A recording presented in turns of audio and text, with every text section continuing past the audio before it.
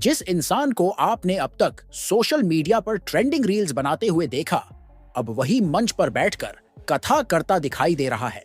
नाम है अभिनव अरोड़ा।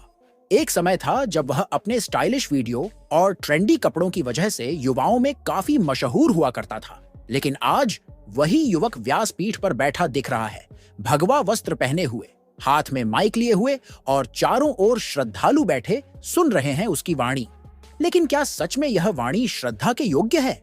क्या यह मंच, जो वर्षों से संतों, मुनियों और गूढ़ ज्ञानियों के लिए आरक्षित रहा है, अब हर कोई छू सकता है? यही सवाल है जिसने सोशल मीडिया को दो हिस्सों में बांट दिया है। एक वर्ग कह रहा है कि ये पाखंड है, ये व्यासपीठ का अपमान है, और दूसरा वर्ग कहता है कि अगर कोई सनातन की तरफ बढ़ रहा है तो उसे रोका क्यों जाए। अभिनव अरोड़ा को सोशल मीडिया पर काफी ट्रोल किया जा रहा है।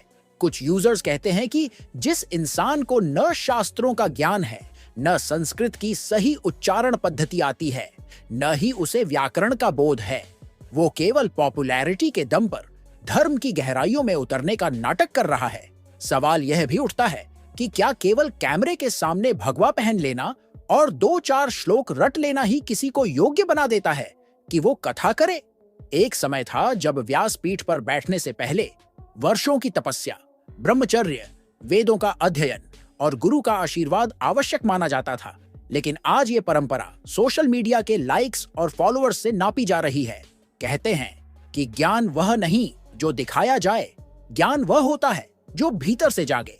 और क्या अभिनव के भीतर वह ज्ञान जागा है, या फिर ये सब एक सोची समझी मार्केटिंग स्ट्रैटेजी है? कई लोग यह भी कहते हैं कि अभिनव का परिवार पैसे के पीछे भाग रहा है। जिस तरीके से कथा के आयोजन हो रहे हैं, मंच सजाया जा रहा है, विज्ञापन हो रहे हैं, वो सब यह दर्शाता है कि यह एक आध्यात्मिक यात्रा कम और एक व्यावसायिक प्रयास ज्यादा है। कुछ वीडियो में तो अभिनव के कथा करते हुए हाव भाव, एक्सप्रेशंस और संवाद ऐसे प्रतीत होते हैं मानो वह किसी फिल्म या नाटक का सीन निभा रहा हो। श्रद्धा में अभिनय की कोई जगह नहीं होनी चाहिए, और अगर कथा में अभिनय मिल जाए तो फिर उसका क्या मूल्य रह जाता है? लेकिन हर कहानी के दो पहलू होते हैं। जैसा कि कुछ लोग कहते हैं, अगर कोई व्यक्ति अपने जीवन में बदलाव लाकर आध्यात्मिकता की ओर बढ़ रहा है तो क्या हमें उसे रोकना चाहिए? क्या हमें उसे केवल इसलिए धकेल देना चाहिए क्योंकि उसका अतीत अलग था? सनातन धर्म ने तो हमेशा हर किसी को अपनाया है, चाहे वो अजामिल हो, अंगुलीमाल हो, या फिर रत्नाकर जो बाद में वाल्मीकि बना। तो क्या अभिनव को भी मौका नहीं मिलना चाहिए? यह सवाल वाजिब है, लेकिन क्या सिर्फ मौका देना ही काफी है, या फिर हमें यह देखना चाहिए कि जिसने ज्ञान का पथ अपनाया है, क्या उसने उसकी तैयारी भी की है? क्या उसके भीतर वह गहराई है जो किसी को गुरु या कथावाचक बनाती है? अगर कोई केवल प्रचार, प्रसिद्ध और पैसे के लिए इस क्षेत्र में प्रवेश कर रहा है तो फिर उसका मकसद ही सवालों के घेरे में आ जाएगा। श्रोताओं के लिए कथा केवल मनोरंजन नहीं होती, वह उनकी आत्मा से जुड़ा अनुभव होता है।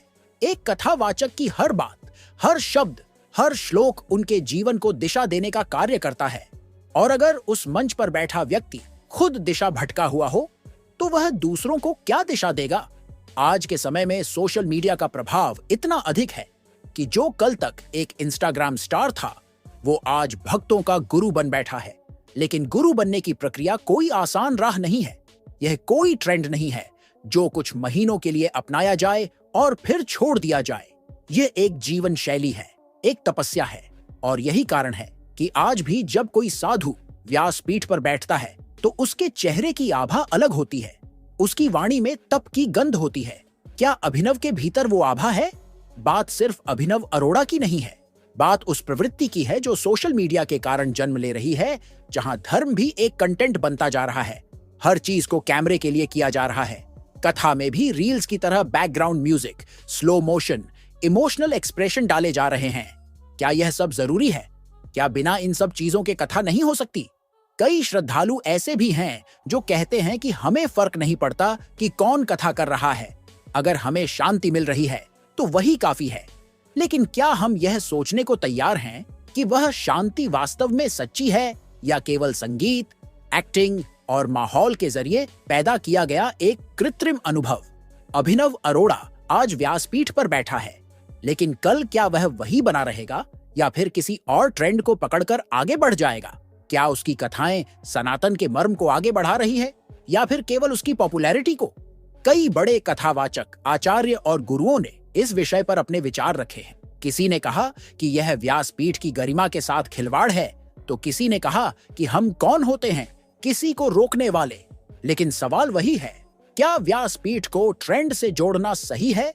क्या कोई भी जिसे सोशल मीडिया पर लोग जानते हैं उसे कथावाचक बन जाने का अधिकार मिल जाना चाहिए? अंत में निर्णय तो समाज का होगा, लेकिन समाज को यह तय करना होगा कि वह धर्म को कंटेंट बनने देगा या फिर उसे उस ऊंचाई पर बनाए रखेगा जहां वह हजारों सालों से प्रतिष्ठित है। हमें यह भी समझना होगा कि सनातन केवल पोशाक नहीं है, यह एक जीवन है और उस जीवन को समझने में समय, श्रद्धा और साधना लगती है।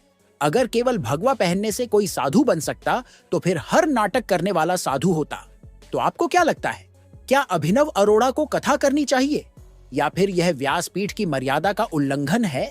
क्या यह एक आध्यात्मिक जागरण है या फिर एक पब्लिसिटी स्टंट? नीचे कमेंट करके जरूर बताइएगा।